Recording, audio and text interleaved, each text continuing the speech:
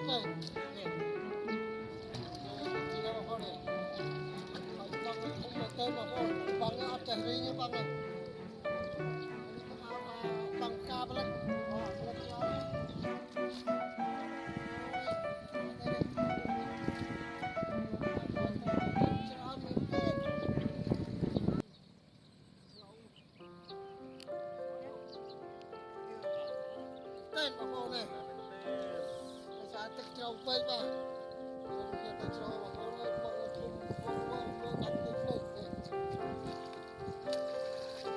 bằng cao lên bà bằng cái khô thôi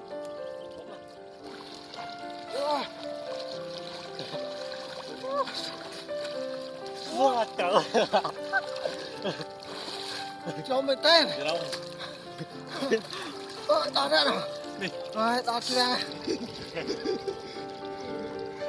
tên bà cô này đây nói ba này nè ăn bò này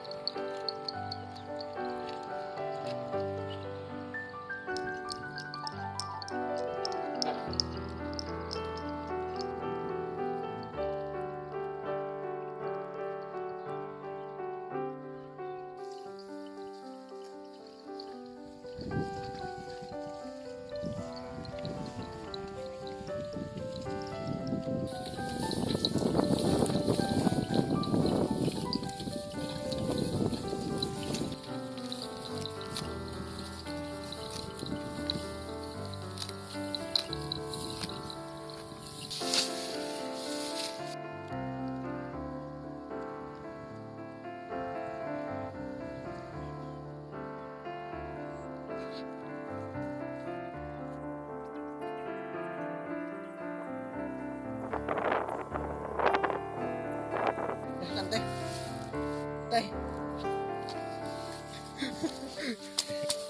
Đây.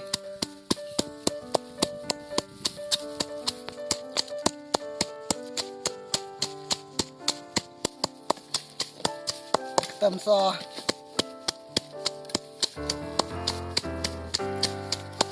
các con này đặt miệng bay xuống miệng bay mọt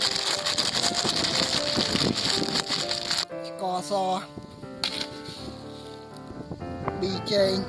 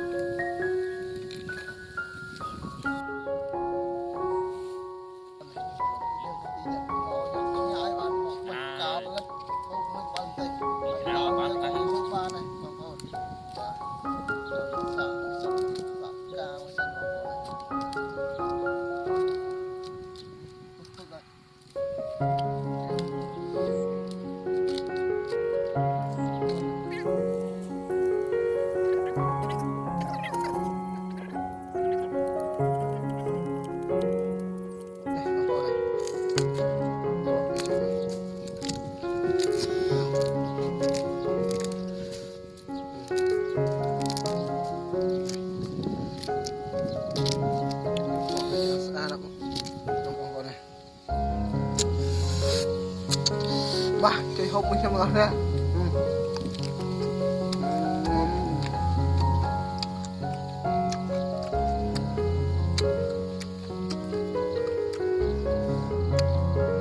Ngon, vâng vâng.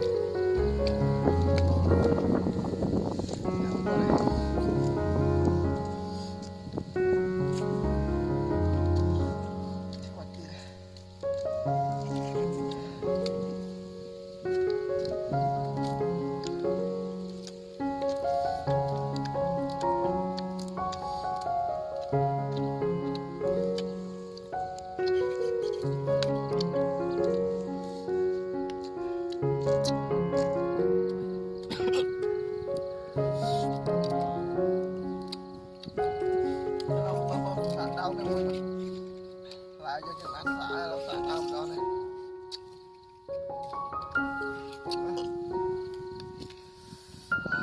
Quay cái cây nó vào đây.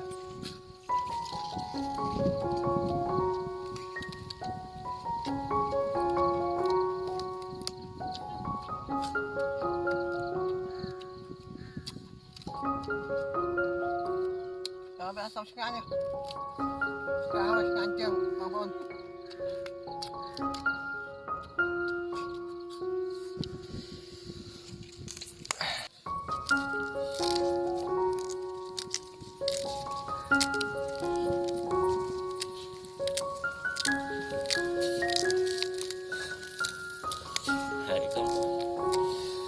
Này bang phone này, cho mà nông ấy mà sạch về. Này. Nào. Xó cái chuyện al khơi kìa. Ở dân dùng mình bắn tay trâu mà. Này. Đấy al trâu mình bắn tay này.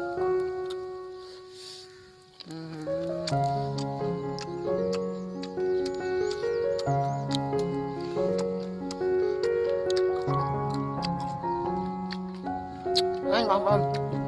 Đó bây giờ không có trong hang. Mà nó không mình dụng canh cá.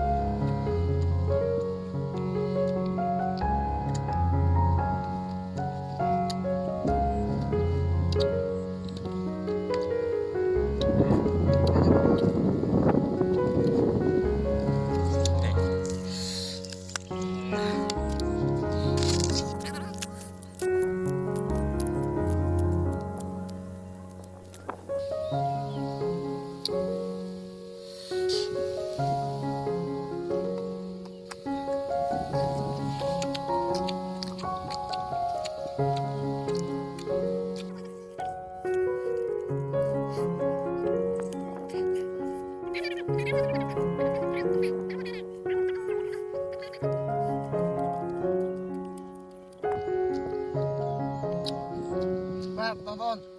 Nè. Bang sao lại đá này bang phone, bang sao đá không bây giờ sao ngay rồi. Rồi phụ dân được pin nữa không gặp ta nhập cá và ngay nhập cá không này. Cho phụ dân được pin nữa. Xong rồi mình đi dân xong ngọt con. Bye bye.